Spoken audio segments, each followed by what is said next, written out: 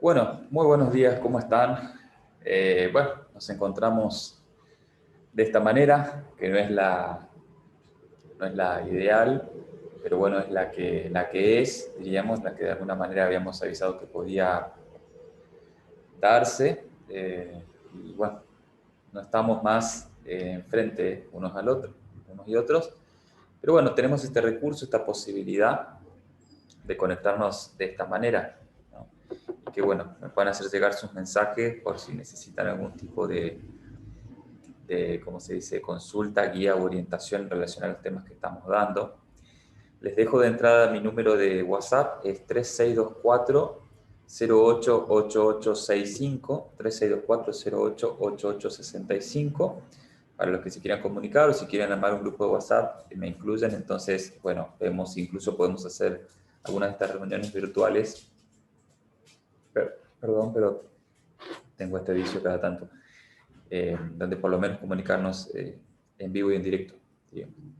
Bueno, nosotros habíamos dejado las clases en torno a, bueno, a una cierta explicación, una tentación de introducción al psicoanálisis freudiano, eh, habiendo la última semana hablado un poco en torno a la primera tópica de Freud que habíamos dicho, remite a una cierta manera de ubicar o localizar las fuerzas psíquicas del inconsciente. Para Freud es una manera como de graficar qué tipo de impulsos e instancias intervienen en la conformación de lo que él llama el aparato psíquico, que sería una manera de decir, bueno, al sujeto en su totalidad, ¿no? Habíamos hecho esa distinción inicial que hace Freud entre un consciente, un inconsciente y un preconsciente. El preconsciente como ese límite de censura y filtro para las pulsiones libidinales inconscientes y para que la conciencia racional y volitiva de la persona, del sujeto, pueda tolerar los contenidos de lo inconsciente. O sea, ese peaje, esa suerte de peaje que es el preconsciente, permite ataviar a los agentes de la libido, que son las pulsiones, de ciertas formas de representación que son tolerables para lo que es socialmente aceptable a nivel de conciencia para el sujeto. Y también habíamos dicho sobre el final del encuentro que Freud intenta cambiar esta tópica en 1923, 18 años después, por una segunda tópica, una segunda forma de tratar de ubicar las fuerzas psíquicas del aparato psíquico, verbigracia, cuando hace la presentación de las instancias yo, ello y super yo. Habíamos hecho una muy somera y rápida explicación, por eso ahora me detengo un poquito más en tratar de demostrar esas diferencias. Con esta segunda tópica, Freud lo que trata de hacer es dar un poco una dinámica distinta a lo inconsciente o que lo comprendemos, que lo comprendamos de acuerdo a una dinámica diferente. Y en él plantea que el yo es la sede o asiento de las decisiones del sujeto, es decir, desde tu yo decidís. Dijimos, somos mucho más que un yo porque el sujeto es también su inconsciente y no todo tiene que ver con la dimensión yoica de las decisiones que tomamos, sino que existen las otras instancias que son el super yo y el ello. Pero el yo es aquello con lo que nos identificamos en nuestra cultura. Creemos ser un yo únicamente cuando en realidad somos mucho más que eso. Bueno, en definitiva, el yo es desde donde decidimos las cosas, desde donde en definitiva nos enfrentamos en el día a día a la resolución de los problemas que se nos presentan, porque aunque estemos muy acostumbrados o habituados a una rutina, en realidad una rutina no es otra cosa que una serie, un programa de conductas destinadas a responder ciertos problemas que se presentan. Así sea que elegís tomar mate en lugar del café, si elegiste el mate en lugar del café, estás solucionando el problema de qué voy a tomar en el desayuno esta mañana. Quiere decir, capaz no lo sientas como algo problemático, pero es algo que tenés que decidir, ¿no? Y vivir es básicamente estar arrojados a la urgencia de decidir a todo momento y de asumir las consecuencias de esas decisiones. Ahora, el tema es el siguiente. Freud está en contra de las psicologías del yo, que en definitiva ponen el énfasis o hacen hincapié únicamente en esta dimensión que tiene que ver con las decisiones conscientes del sujeto y habla de que toda forma de expresión psíquica es en realidad, eh, habla en nombre de una conflictiva, es decir, estas decisiones se toman en el contexto de un conflicto permanente y que en definitiva la vida psíquica del sujeto es conflictiva porque todo el tiempo estamos tomando decisiones a través de o en medio de una coerción permanente entre fuerzas distintas que pujan en sentidos o direcciones opuestas. Una de ellas, la primera, es la realidad externa, objetiva, material, de alguna manera que nos interpela y nos exige desde ciertas cuestiones o coyunturas que se presentan como lo que acabo de decir, levantarse a la mañana, desayunar ya es una decisión, algunos lo hacen, otros no, etcétera. Pero hay contingencias un poquito más severas o que generan un tipo de presión o amenaza externa de la realidad mucho mayor. Y podríamos pensar ejemplos en torno a nuestra vida cotidiana, en torno a discusiones que podemos tener con nuestra pareja, tanto como situaciones que se suceden en el trabajo, etcétera, etcétera, etcétera, ¿no? Todo el tiempo está esta realidad externa convocándonos a decidir y a tener que asumir las consecuencias de esa decisión, porque toda decisión trae, lógicamente, como correlato sus propios efectos. Efectos que no controlamos del todo, por eso decíamos que esta realidad externa hace a un otro, o a otros, diríamos, que nunca llegamos a conocer del todo y que nunca podemos controlar. No sabemos realmente los efectos de nuestras decisiones, cuáles van a ser, por más que estemos habituados a ciertas cosas y no sabemos realmente qué otras variables van a venir a ponerse en juego en futuras circunstancias en el contexto de las cuales vamos a tener que elegir caminos, ¿no? Pero Freud plantea que no solo el yo se enfrenta a la realidad, sino que hay otras dos instancias psíquicas que conforman el aparato psíquico, que son el ello y el superyo, y son opuestas, tiran en sentidos contrarios. El ello, diríamos, se puede considerar es la sede o representación de los impulsos de deseo libidinales más profundos, diríamos. Como dijimos también, no es solo eso, pero eso diríamos que es lo que lo caracteriza. Entonces, en el sentido del ello va el deseo del sujeto. Y el superyo es una construcción cultural, por decirlo de alguna manera, que habla es una instancia psíquica en realidad, que habla en nombre de construcciones culturales y por lo tanto nos lleva en el sentido del deber, de la responsabilidad y del ideal. O sea que el yo, desde el yo decidimos continuamente entre la fuerza que diríamos, la presión del medio externo y a la vez la coerción generada por el ello, que llama a obedecer y escuchar los deseos y los impulsos que tenemos, y el super yo que nos llama a adaptarnos a esa sociedad de acuerdo al deber moral.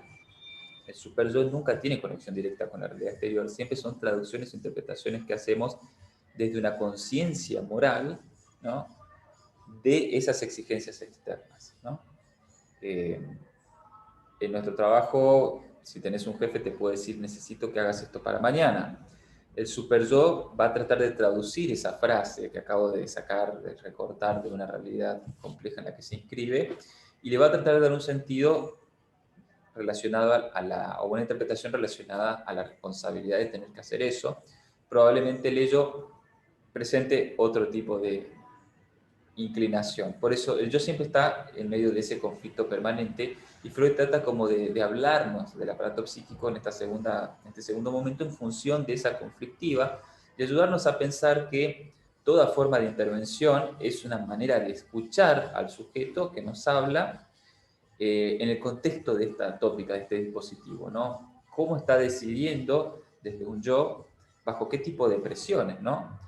Si hay una inclinación hacia un lado o hacia el otro, o cómo es que se da ese interjuego interior, por decirlo de alguna manera, entre el ello y el superyo. Nunca es interior del todo porque se alimentan obviamente de las manifestaciones externas. El superyo y el ello nos van a hablar y tratar de inclinar en un sentido o en otro en función de las cosas que pasan, ¿no?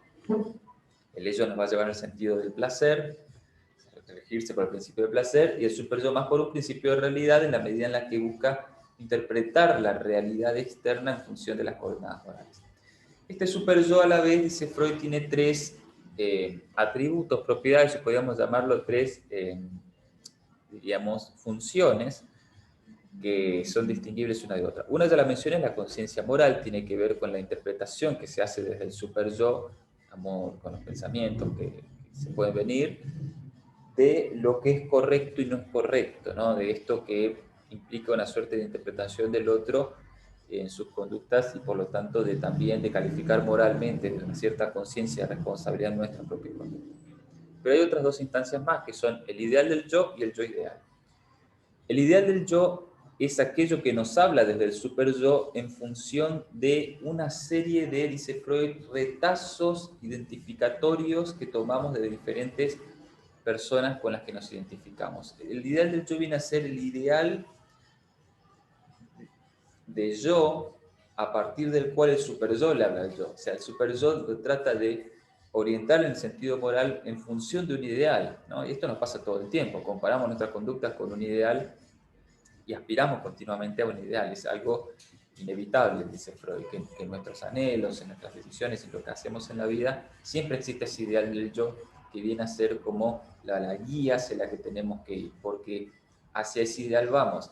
Y ese ideal a la vez, como dije recién, se compone de estos esbozos o aspectos parciales que vamos introyectando, dice Freud, eso significa internalizando inconscientemente de ciertas personas, ciertas actitudes, ciertas formas de vestir, ciertas formas de pensar. Lo vamos tomando desde nuestros padres a amigos, personas que vemos en la tele, que conocemos en las redes sociales, etcétera, etcétera, etcétera. Y el ideal del yo se compone de una suerte de figura que se adueña, hasta cierto punto se apropia de aspectos parciales de todas estas personas y situaciones.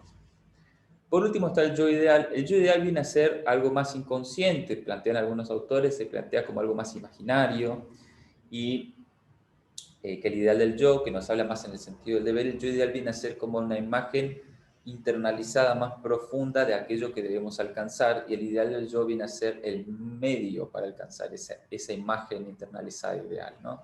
El ideal del yo nos habla, el super yo nos habla a través del ideal del yo para que nos convirtamos en ese yo ideal que es como una especie de imagen petrificada absoluta del logro de la satisfacción de lo que vendríamos a ser como seres, ¿no? Freud insiste que el superyo siempre nos habla de un potencial ideal, ¿no? Y que siempre, en definitiva, a lo que aspira es a un, digamos, a un imposible. Es utópico pensar que vamos a alcanzar el yo ideal respetando el ideal del yo, porque estas siguen siendo interpretaciones que se hacen de las circunstancias externas que nos envuelven y en las cuales estamos inscriptos y a las cuales estamos sujetados, sometidos, y por lo tanto nunca es algo absoluto que se pueda alcanzar del todo. Así que, resumidamente, la segunda tópica vendría a ser esa, diríamos, y un poquito la dinámica que comprende, que debemos entender, por lo menos para ir llevando bien el cursado, sería esa. Por otro lado, tenemos otro de los grandes conceptos del psicoanálisis que vale la pena repasar y que, bueno, se puede pensar esto como, diríamos, tal vez como una explicación muy introductoria, pero que es fundamental hasta el punto que recuerdan que hablamos de Jacques Lacan, que es el que relea a Freud, el segundo Freud se crea en la historia del psicoanálisis. Lacan plantea que este concepto es el psicoanálisis, es decir, que no hay manera de hacer interpretaciones psicoanalíticas de absolutamente nada sin este concepto, y que este concepto es el que atraviesa todas las interpretaciones. Es el complejo de Edipo. Es algo que vamos a ver cuando hablemos de estructuras de la personalidad, es algo que se va a hablar mucho en la materia de la materia de psicopatología, es algo que también van a ver en psicología profunda. El complejo de Edipo, que capaz muchos de ustedes ya la conozcan o escucharon mencionar, es una escena infantil, y estas palabras no son arbitrarias, es una escena, ¿no? No es una situación, no es una etapa, es una escena, dice Freud, una escena infantil, y es infantil porque transcurre en los primeros años de vida, aunque en realidad el complejo de Edipo es algo con lo que vivimos toda la vida, pero esa escena se desenvuelve en esos primeros años de vida, y ya en la vida adolescente y adulta lo que hacemos es vivir con los efectos, las repercusiones de esa escena, pero esa escena se pone en juego en los primeros 5, 6, 7 años de vida aproximadamente, en la cual se, diríamos, dispone la organización psíquica. Es decir, este aparato psíquico que vimos, que decía Freud, está compuesto por el yo, ello y el superyo, diríamos, ante la realidad externa, va configurando una manera o modalidad de subjetivación. Es decir, va configurando, armando una manera de organizarse subjetivamente a partir del complejo de Edipo, en función de cómo transites, atravieses, vivas esa escena durante esos años, es cómo se va a organizar, se va a configurar tu psiquismo de ahí en adelante, ¿sí? Cuando hablemos de estructuras de personalidad vamos a volver sobre esto, porque de alguna manera vamos a decir que las distintas estructuras de personalidad posibles son, diríamos, ¿cómo se dice? Se dan a partir de cómo transitaste. Son 5 o 6 posibles destinos distintos, todos en función de cómo se transitó y se vivió esta escena, ¿sí? ¿Por qué es una escena y no una etapa nomás? Porque básicamente es como un drama, dice Freud. Escenificar, de alguna manera, es poner en situación a actores que interpretan guiones, ¿no?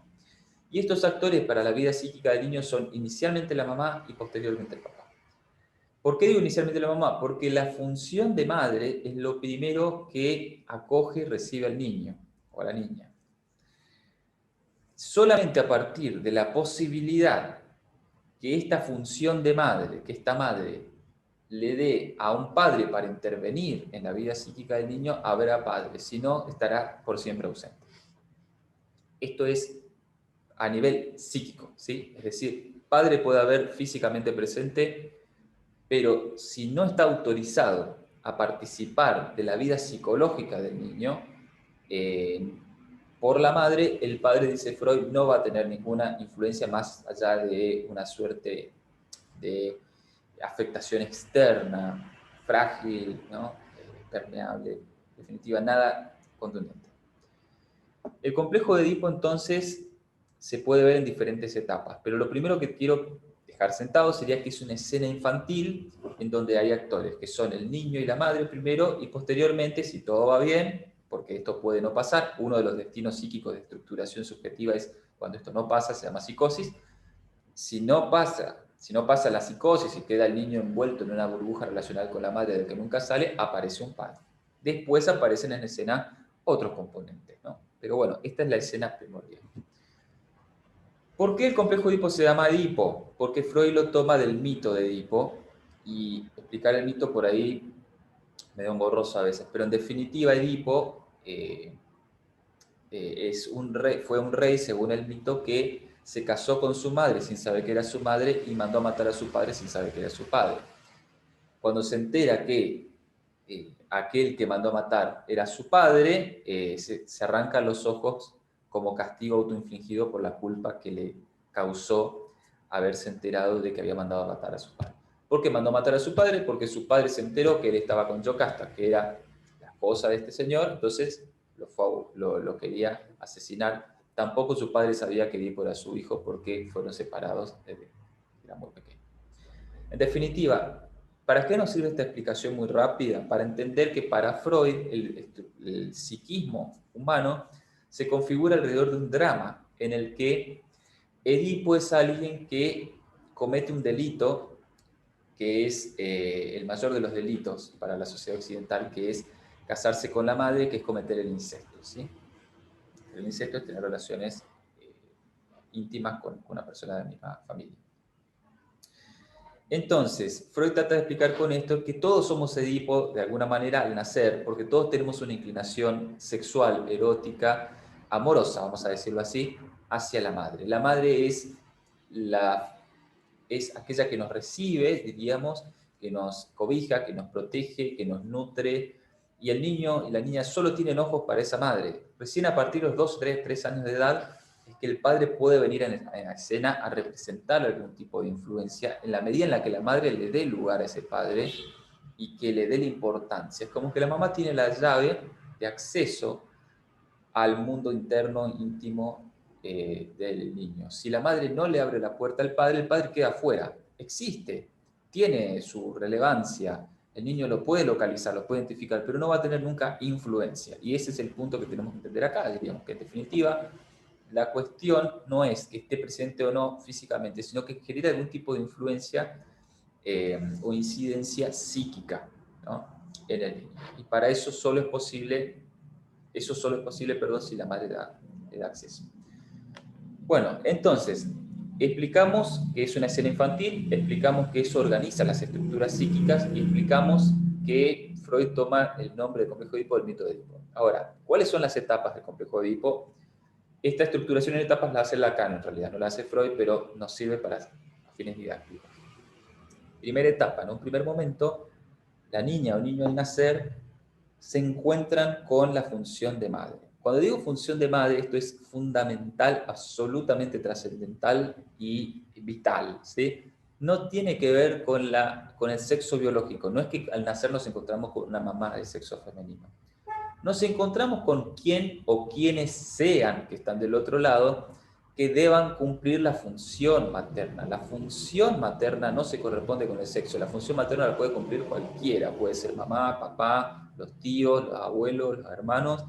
las hermanas o una mezcla de todos ellos. Es una función. La función de madre es la función de protección, de nutrición, de cobijo y de cuidado. Ese niño o niña en los primeros 2 años de vida, durante esta primera etapa, necesita de esa función materna para ir estructurando su psiquismo, ¿sí?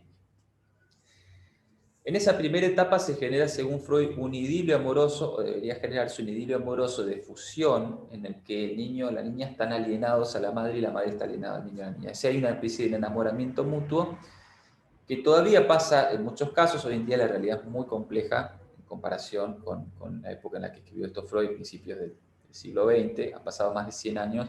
Hoy hay familias ensambladas, hermanos que crían a sus hermanitos, etcétera, ¿no?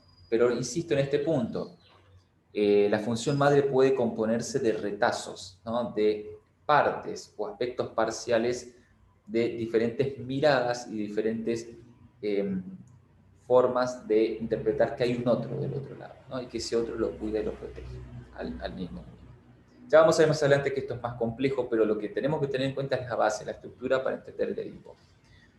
Durante esos primeros 2, 3 años máximo existe este enamoramiento inicial. El tema es el siguiente. Si no queremos que la niña o el niño queden atrapados en una burbuja de fusión simbiótica relacional con la madre y no salgan de ahí, y que por lo tanto el destino psíquico que le depare para la vida adulta sea la estructuración de una psicosis, que es una forma de estructura que, por ejemplo, psicosis, dentro de la psicosis tenemos las esquizofrenias, las paranoias, los bipolares, es decir, son formas de manifestación del sufrimiento bastante intensas, diríamos, tiene que intervenir en algún momento el padre. Aproximadamente a los 2, 3 años de edad, la madre tiene que empezar a dejar ese enamoramiento, cortar con ese estar sujetada al amor del bebé y empezar a mirar de vuelta al mundo exterior, al exterior a esa relación, en donde está idealmente la figura del padre. Y de nuevo, la figura del padre es la función paterna que no tiene que ver con el sexo biológico, no tiene que ver con el papá varón. Puede mirar al costado y encontrarse con la hermana, con una pareja mujer, siendo ella mujer, puede ser cualquier cosa, ¿sí? El tema es el siguiente: tiene que haber alguien o algo que corte con esa situación embrionaria de absoluta y rígida disposición del uno para el otro y enamoramiento de la madre, de la función de la madre con el niño, sea quienes sean o sea quien sea la que le ejerza esa función. Entonces el padre viene a cortar, Freud dice a castrar. ¿Qué es lo que viene a castrar el padre? El padre viene como a intervenir y decirle simbólicamente. Acuérdense que dijimos en un principio, el psicoanálisis está hecho de metáforas y es todo simbólico, ¿no? Simbólicamente el padre interviene y corta ese amor y le dice al niño: anda a buscarte otra mujer porque esta me pertenece a mí. ¿Sí? Se genera así entonces una ruptura de ese idilio amoroso que obliga a la niña o niño a buscar fuera de la familia una representante simbólica de la madre. Vamos a ver que depende del destino psíquico, es distinta esta cuestión, pero estamos hablando, insisto, en la estructura básica. Así que en el segundo momento, después del primer momento de enamoramiento, aparece el corte, la disrupción, la interrupción del padre. Ahí es donde, en ese segundo momento, se instaura lo que Freud llama ley de prohibición del incesto, según la cual queda inscrito inconscientemente y para siempre en todos nosotros que no tenemos que tener relaciones íntimas ni deseos eróticos con personas de la misma familia, ¿sí? Es ahí donde se instala lo que vimos en la clase anterior, la represión, mecanismo fundamental de la neurosis y de toda estructura psíquica, que es básicamente la prohibición para el cumplimiento de los impulsos libidinales que dijimos que no respetan ninguna ley, que son perversos por naturaleza. Por ejemplo, no me puedo acostar con mi hermana o con mi hermano, no puedo tener deseos sexuales hacia mi padre y hacia mi madre, hacia nadie que sea de ese núcleo íntimo, ¿no? Y hacia todo aquello que se extienda a la ley del padre, que puede incluir primos, sobrinos, en definitiva, hasta donde la ley del padre diga que la familia es nuclear. Entonces, la instauración de la ley de prohibición del incesto queda, diríamos, inscrita inconscientemente en este segundo momento, en el que la ley del padre empieza a hacer su injerencia gracias a estar habilitada por la madre que le empieza a dar lugar a la vida del chico, ¿no? De la nena o el nene. En un tercer momento final, entonces, la niña o el niño buscan, más o menos a los 6, 7 años de edad ya, por fuera de los límites del núcleo familiar una representación amorosa, es decir, un vínculo afectivo sexual erotizado que no sea ahí al seno de la familia. Pasan unos años, en realidad hasta el despertar sexual, ¿no? Que sea en la pubertad, a los 11, 12, 13 años de edad. De los 6 a los 11, 12 años, Freud habla de un periodo de latencia y de amnesia infantil, en donde la amnesia se aplica, o sea, se pierde la memoria de las inclinaciones eróticas hacia la madre y la investigación sexual inicial. En definitiva, es como una etapa de transición en donde el niño todavía no sexualiza los afectos.